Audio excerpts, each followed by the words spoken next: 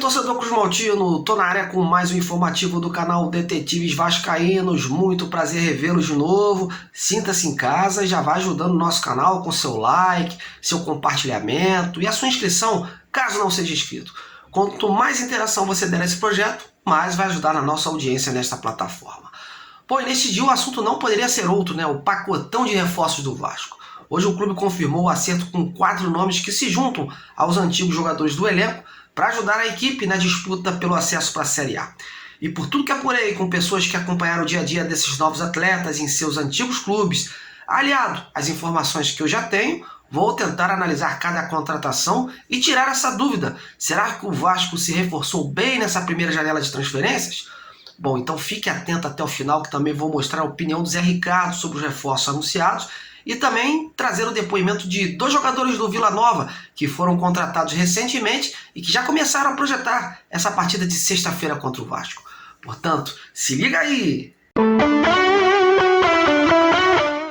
Bom, e depois de resolver as pendências em relação ao registro de novos jogadores na CBF, o Vasco finalmente anunciou hoje seus reforços para a disputa da Série B. Desde o início da tarde foi um anúncio atrás do outro. Nenhuma surpresa em relação aos novos nomes que toda a imprensa já havia divulgado, né? O primeiro anúncio do dia foi do lateral direito Gabriel Dias. Aliás, contratação essa muito questionada pela torcida.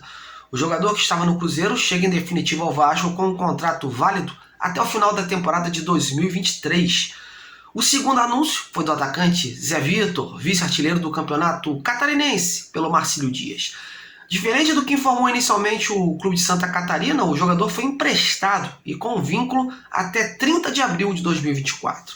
O terceiro anúncio do dia ficou por conta de um gringo, né? O atacante Carlos Palacios, que estava sem oportunidade no Internacional. O Vasco comunicou que comprou 70% dos seus direitos federativos junto ao Clube Gaúcho. Os valores não foram divulgados. O atleta assinou o contrato até 30 de abril de 2025, hein? E o último anúncio do dia foi do artilheiro do Campeonato Gaúcho, Eric, que estava no Ipiranga. A nova aposta do Vasco chega por empréstimo até 30 de maio de 2023.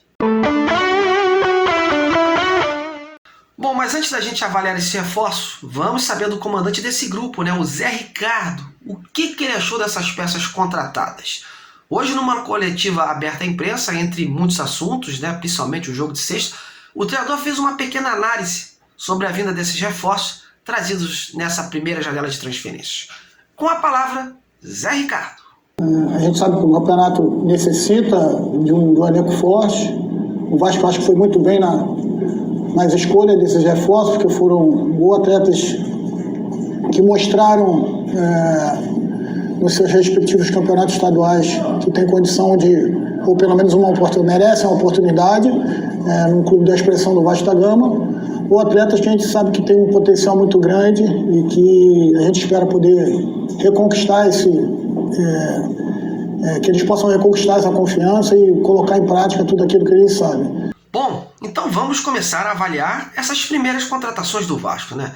Em relação ao lateral direito Gabriel Dias. De todos os nomes trazidos pelo departamento de futebol, confesso que não entendi muito essa opção pelo Gabriel Dias. Nada contra o jogador, mas o Vasco vem vivendo uma irregularidade na lateral direita com o Léo Matos e o Everton, que ainda não disse a que vem. E no mínimo a torcida esperava uma contratação sem questionamentos, né? Alguém que pelo menos tenha feito um brilhante campeonato regional. Vou até dar um exemplo. O próprio Watson, jogador da Portuguesa do Rio, o clube sondou o atleta, que até então fez um belo campeonato carioca e Copa do Brasil, né, inclusive, e preferiu optar por um atleta que nos últimos anos foi irregular em seus clubes. No Cruzeiro não atua desde o dia 5 de fevereiro, quando enfrentou a Caldense e entrou em campo em apenas 3 oportunidades, após conviver com um incômodo no joelho e problemas relacionados à Covid. O Vasco precisava de um cara com mais profundidade, mais agressividade, né, que desse um up nesse lado direito e com cruzamentos certeiros, né? Ao meu ver, o Gabriel Dias é um reforço para composição de elenco e não para ser titular indiscutível. Além disso, precisa se recuperar física e tecnicamente para poder fazer jus à sua contratação. Foi um atleta que manteve a sua regularidade no Fortaleza em 2019, né, com o Rogério Ceni, mas no Ceará teve uma passagem discreta. Creio que sua contratação se deu mais pela sua versatilidade, né, já que ele atua como lateral, volante e zagueiro, e também pela sua experiência na Série B. Tirando isso, meus amigos, sinceramente eu não contrataria o jogador.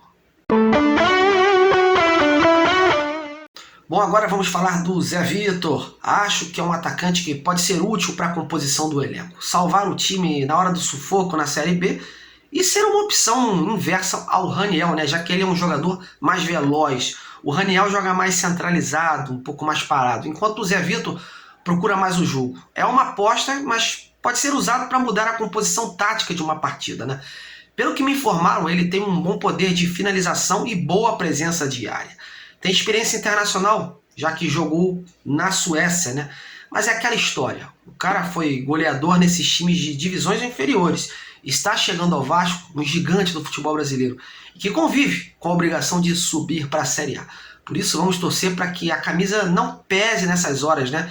E ele possa demonstrar aqui todas essas suas qualidades reveladas nas equipes menores. Agora chegou a vez do Carlos Palacios, apelidado no Chile de La Gioia. O jogador é considerado uma das principais promessas do futebol chileno dos últimos anos, né? É novo, tem potencial, porém, mesmo com todos esses atributos, não correspondeu no Internacional. Muitos afirmam que foram problemas de adaptação ou falta de oportunidade dos treinadores do time colorado que passaram por lá. Pelo que eu pude apurar junto a jornalistas do Chile, no União Espanhola, né? O Palacios jogava tanto pela esquerda como pela direita, centralizado e até como um meia que arma o ataque, né? Ele tem um físico muito bom nesse sentido. Dizem que seu principal problema é o aspecto mental, né?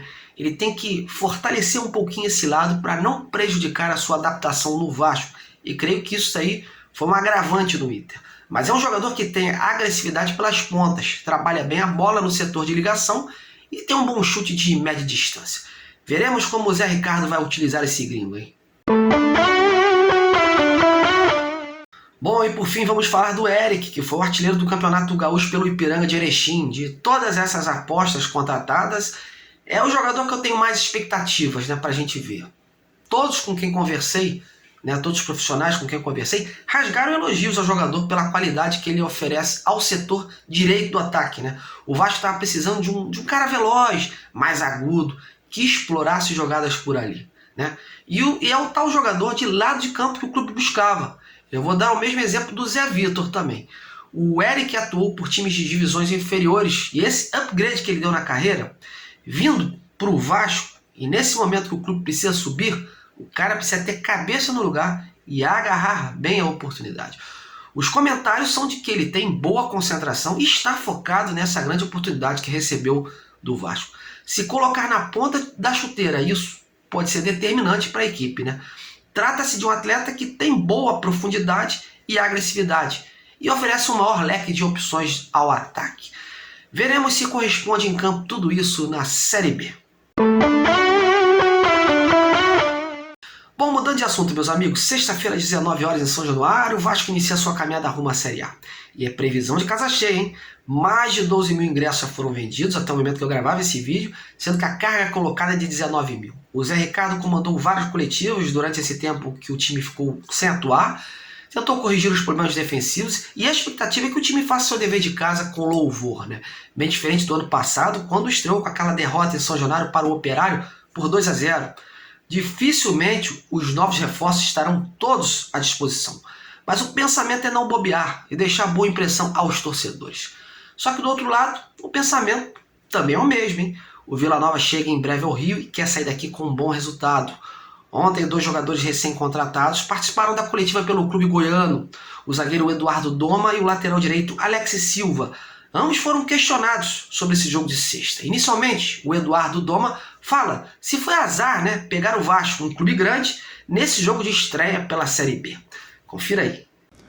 Não, a gente não vê como azar de maneira alguma, porque em algum momento a gente ia ter que enfrentar esse Vasco, ou que nem você usou de exemplo o Grêmio, talvez o Cruzeiro, que são de nome os maiores clubes da Série B no momento. Mas a gente está preparado, a gente viu eles aqui que jogaram na Série B ano passado, que não tem jogo de um bicho de 7 cabeças ou jogo muito fácil, é tudo muito equilibrado. Então é com esse espírito aí que a gente vai lá em São Januário para buscar um placar bom e, se Deus quiser, os 3 pontos já na estreia. Agora foi a vez do lateral Alex Silva, que ano passado, inclusive, esteve atuando naquele jogo de estreia com a camisa do Operário. O Alex fala sobre isso e projeta esta partida. A gente sabe que nunca é fácil, mas a gente vai lá para buscar os 3 pontos e a gente tem que aproveitar isso. Se eles estão em formação, isso é uma vantagem para a gente, mas a gente tem que ser forte, guerreiro lá dentro para a gente sair de lá vitorioso. Então, a gente vai trabalhar esse resto de semana ainda e com certeza a gente vai lá para somar. Bom, meus amigos, as cartas estão na mesa. Agora é aguardar e ver o que podemos esperar desse Vasco 2022. Mas eu quero saber a sua opinião, hein? O que achou das contratações de Gabriel Dias, Zé Vitor, Palácios e Eric? Quem você não traria? Tá levando fé em algum nome desses aí em especial? Comenta aí, participe, dê sua opinião também sobre outros jogadores, pois o Vasco ainda está de olho no zagueiro e em julho, com a outra janela de transferências, mais nomes devem chegar também, os tais reforços pontuais, os reforços cirúrgicos. Bom, a você que me acompanhou nesse trabalho, muito obrigado, agradeço demais a sua audiência, continue deixando seu like, a sua inscrição, um grande abraço e até a próxima!